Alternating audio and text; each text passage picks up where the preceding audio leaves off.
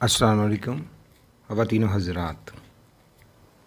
सिंध की बर्बादी की वजूहात। हम सिंध के केस को कराची के तनाजुर में समझने की कोशिश करेंगे, क्योंकि कराची ही पाकिस्तान का वो शहर है जो पाकिस्तान के लिए 60% रेवेन्यू इकट्ठा करने वाला शहर है, और ये सब पाकिस्तान का सबसे अहम तरीन शहर है। उसके अलावा सूबा सिंध जो पाकिस्तान के रेवेन्यू में और पाकिस्तान की तरक्की के लिए इस सूबे की तरक्की इंतहाई अहम है, और लेकिन हमने इस सूबे को किस तरीके से बर्बाद किया, इसकी दास्तान हम आज बयान करेंगे। लोग सोए पड़े हैं, सिर्फ़ अहले इल्म बेदार हैं। अहले इल्म हसारे में रहेंगे अगर साहबे इखलास ना हो, साहबे इखलास ख़तरे में होंगे अगर इनकिसार से महरूम हो।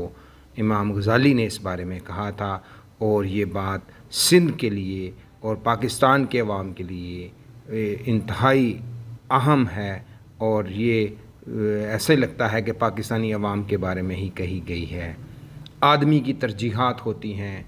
तरजीह अगर ताकत का नशा और ज़रो जवाहिर के अंबार जमा करने के सिवा कुछ ना हो, तो नतीजा इसके सिवा क्या होगा कि कराची जिसको डुबो दिया गया, और हमने इस बर्बादी में हम भी उतने ही हिस्सेदार हैं। कराची में मुत्तहिदा कौमी मूवमेंट, जो पहले कौमी मुहाजिर कौमी मूवमेंट थी, की हुकूमत का आगाज़ शहर बल्दिया से हुआ था।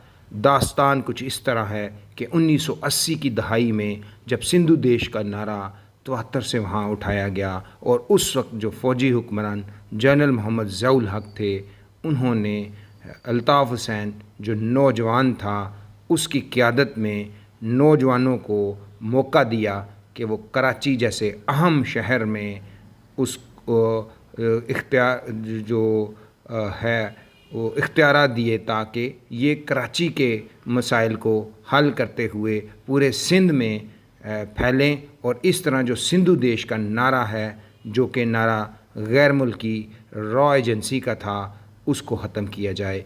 इस सिलसिले में 1980 की दहाई में फ़ारूक सत्तार को कराची का मेयर बनाया गया, और उनकी निगरानी में बल्दिया के मुलाजमीन की भर्ती के लिए सिर्फ़ एक ही मेयार तय हुआ, वो था MQM से ताल्लुक़।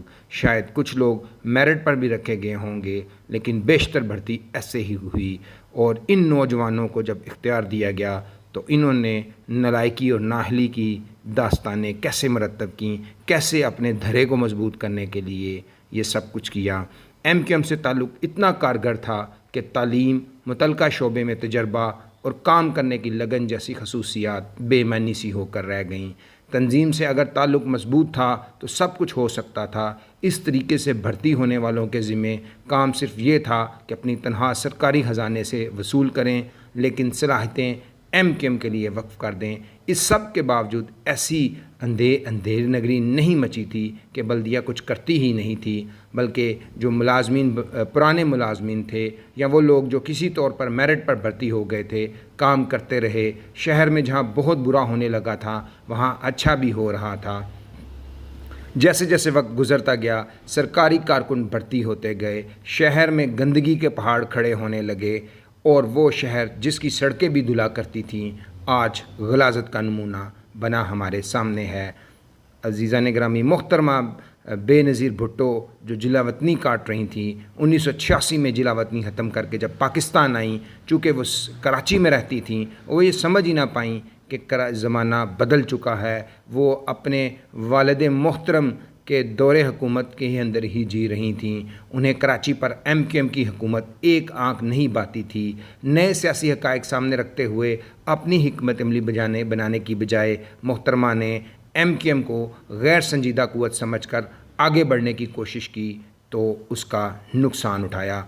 उन्होंने मजबूरन MQM से इत्तेहाद भी किया, मगर उसका वजूद उन्हें बर्दाश्त न था। उनके इस रवैये ने पीपल्स पार्टी की जड़ों में ایم کیو ایم کی نفرت بٹھا دی، جو سندھ کے مخصوص حالات میں غیر سندھیوں سے نفرت میں بدل گئی، دلوں کے اندر گہرائی میں اتری اس نفرت اور کدورت کے ساتھ یہ دونوں جماعتیں بظاہر اتحادی بھی رہیں اور کئی بار رہیں، لیکن ایک دوسرے کی تباہی کے لیے انہوں نے کوئی موقع نہ چھوڑا۔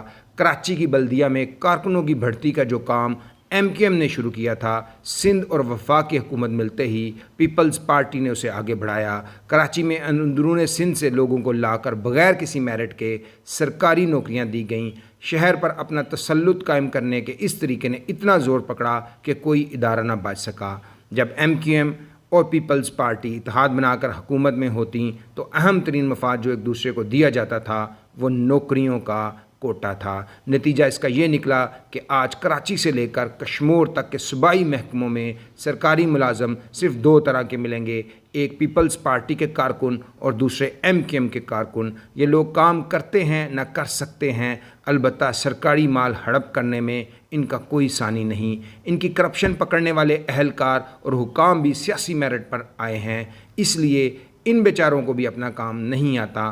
اس مشترکہ نااہلی کا غیر سرکاری حل یہ ہے کہ سندھ کی سرزمین پر آپ کو چور اور کرپٹ اور سپاہی ایک ساتھ کھاتے پیتے نظر آتے ہیں۔ اب یہ اتنے زیادہ ایک دوسرے سے ان کے مفادات وابستہ ہو گئے ہیں کہ یہ معلوم ہی نہیں کیا جا سکتا کہ ان میں چور کون ہے اور سپاہی کون ہے۔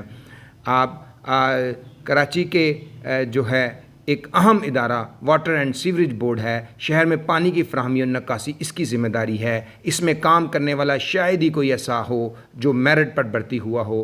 ایم کیو ایم کا داؤ چلا تو اس نے ہزاروں بھرتی کیے، آج پیپلز پارٹی ہے تو اپنے لوگوں کو دھڑا دھڑ رکھے جا رہی ہے۔ واٹر ہینڈرنس کھولنے یا بند کرنے میں، پانی کی فراہمی کے منصوبوں اور نکاسی کے لیے ہونے والی کاموں میں سیاسی بھرتیاں کیا فائدہ دیتی ہوں گی؟ ایسے لوگوں کے ہوتے ہوئے کراچی ڈوبے گا نہیں تو اور کیا ہوگا؟ کراچی روشنیوں کا شہر تھا، اندھیروں میں کیسے اترا؟ کراچی الیکٹرک نجی شعبے میں جانے سے پہلے سرکاری کمپنی ہوا کرتی تھی۔ 1940 کی دہائی میں بھی یہ کمپنی فائدے میں چلا کرتی تھی۔ پھر اس کمپنی میں جو ہوا وہ سب نے دیکھا۔ ایم کیو ایم نے اپنی طاقت استعمال کر کے اس میں بندے بھرتی کرائے اور اتنے کہ یہ کمپنی اس کی ذیلی تنظیم بن کر رہ گئی۔ پیپلز پارٹی اور ایم کیو ایم نے بجلی چوری کرانے کی حد تک تو اتفاق رائے پیدا کر لیا، لیکن دیگر معاملات میں اتنی شدت آئی، لڑائی بڑھی کہ کئی لوگ مارے گئے، جن میں سے کے الیکٹرک کے مینیجنگ ڈائریکٹر بھی شامل تھے۔ اس کمپنی کے لوگ سیاست اور جرائم میں اتنا دھنس چکے تھے کہ اس کے نرگے سے نکالنے کے لیے ایک فوجی آپریشن کرنا پڑا۔ پیپلز پارٹی اور ایم کیو ایم کے درمیان شہر میں کبھی صاف ستھری سیاست نہیں ہوئی، بلکہ ان دونوں کے درمیان قبضے کی جنگ ہے، جس میں کسی قاعدے قانون کا دھیان نہیں رکھا جاتا۔ یہ جنگ اتنی پھیل چکی ہے کہ 2008 سے 13 تک کے اپنے دور حکومت میں پیپلز پارٹی میں شہر میں اس تناسب کو بدلنے کی کوشش سے بھی گریز نہیں کیا، بلکہ اندرون سندھ سے لوگوں کو لا کر شہر میں بسایا اور کبھی جعلی ڈومیسائل دے کر کراچی میں نوکریوں پر لگا دیا۔ حقیقت اس پورے معاملے میں بس اتنی ہے کہ دونوں سیاسی جماعتیں، پیپلز پارٹی اور ایم کیو ایم، شہر کو لوٹنے کا حق بس اپنے لیے محفوظ کرنا چاہتی ہیں۔ کراچی کی سیاست صوبائی حکومت، بلدیہ اور وفاق کے گرد گھومتی ہے۔ موجودہ صورتحال میں کراچی میں کچھ بھی کرنے کے لیے ان تینوں یعنی Peoples Party, M Q M اور تحریک انصاف کا ساتھ بیٹھنا لازمی ہے۔ کراچی نے پیپلز پارٹی اور ایم کیو ایم کی لڑائی سے نکلنے کے لیے عمران خان یعنی پاکستان تحریک انصاف سے امید لگائی، لیکن عمران خان صوبائی حکومت کے ساتھ بیٹھنے کے لیے تیار نہیں، اس لیے تحریک انصاف سے بھی کوئی امید باقی نہیں۔ آج کراچی کے باسی اس ساری صورتحال سے پریشان ہیں، نہ صرف کراچی بلکہ اندرون سندھ اور پورا سندھ، جن کے تمام صوبائی محکموں میں جو ریاستی اہلکار ہیں وہ پیپلز پارٹی یا ایم کیو ایم کے کرندے ہیں۔ اب جو صورتحال بدلی ہے اس کے ساتھ اب دیگر جماعتوں کے ساتھ جو پاکستان تحریک انصاف ہے وہ بھی اسی ڈگر پر چل رہی ہے۔ جو علاقائی جماعتیں ہیں اور جو قوم پرست جماعتیں ہیں وہ بھی اپنے اپنے جو زیر اثر علاقے ہیں وہاں پر اپنے لوگوں کو بھرتی کرواتے ہیں تاکہ وہ ان کے مفادات کو دوام دیں، اور یہی وجہ ہے کہ آج سندھ جو پاکستان کی ترقی اور خوشحالی میں ایک کلیدی کردار ادا رکھتا ہے، جس کی ایک روشن جو تاریخ ہے، اور سندھ ہمیشہ سے اس دھرتی پہ ایک بڑی زرخیز سرزمین رہی ہے، اور سندھ کی دھرتی جو سندھ کے دریائے سندھ کا زیریں میدان ہے، وہ اس دریائے سندھ کی جو مٹی ہے پانی کی سے جو بنی ہے وہ انتہائی زرخیز ہے۔ وہاں پر لوگوں کو صرف پسماندہ رکھا گیا ہے، اور انہی دو سیاسی جماعتوں نے جو بڑی سیاسی، اور بالخصوص پاکستان پیپلز پارٹی نے سندھ پر اپنا جو تسلط جما رکھا ہے، جس کی وجہ سے سندھ کے تمام صوبائی محکمے بشمول 18ویں ترمیم کے بعد صحت اور ایجوکیشن کو برباد کر دیا، اور موجودہ کرونا کی صورتحال کو مد نظر رکھتے ہوئے اس بات کا بھرپور فائدہ اٹھایا جا رہا ہے، کیونکہ 18ویں ترمیم کے تحت تمام وفاق سے وسائل صوبوں کو منتقل ہوتے ہیں، اور یہ صوبوں کی ذمہ داری ہے کہ وہ اپنی عوام کی خوشحالی، ترقی اور امن و امان کے لیے ان پیسے کو قومی فریضہ اور امانت سمجھتے ہوئے خرچ کریں، بالکل اسی طرح جس طرح کہ وہ اپنے مال کو، اپنے کمائے ہوئے پیسے کو اپنی ذات پر پھونک پھونک کر خرچ کرتے ہیں۔ اسی طرح ریاستی سرکاری مال کو، عوام کے پیسے کو پھونک پھونک کر خرچ کرنا چاہیے، تاکہ عوام کا معیار زندگی بہتر ہو۔ آج سندھ جو ہے وہ اس جو 1980 کی دہائی سے یہ جو سیاست چلی آ رہی ہے اس کے شکنجے میں ایک کینسر زدہ صوبہ بن چکا ہے، جس کو تبدیل کرنے کے لیے ایک بڑی جد و جہد کی ضرورت ہے۔